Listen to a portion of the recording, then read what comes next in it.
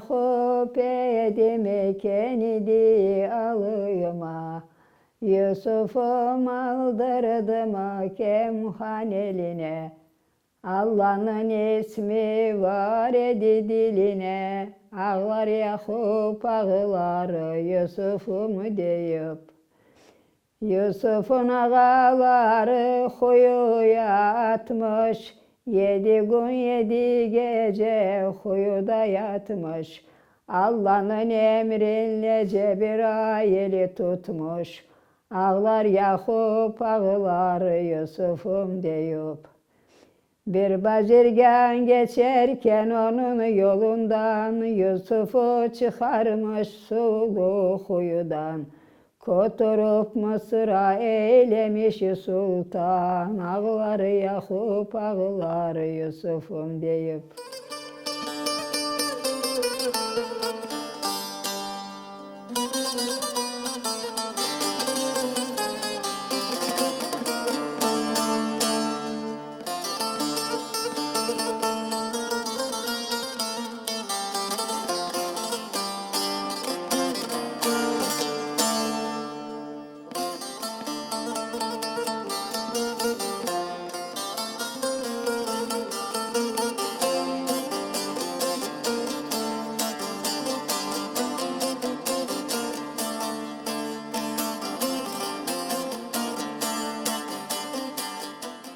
Cennetten çıktı Adem, dünyada basık Adem.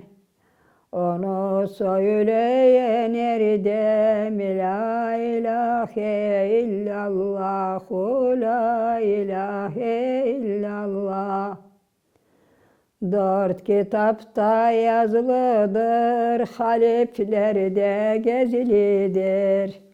Söylenecek söz budur, la ilahe illallah, la ilahe illallah.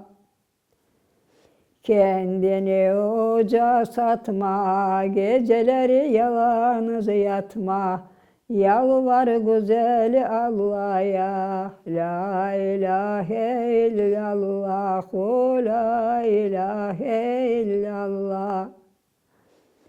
Aha degen aşıklar, bağrıları yanıklar, seharda uyanmışlar, yalvar güzel Allah'a.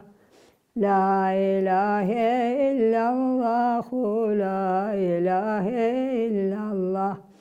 Allah'ım biridir, Muhammed'im haktır, Müslümanım elhamdülillah, elhamdülillah. Tövbe günahlarıma ettim estağfirullah.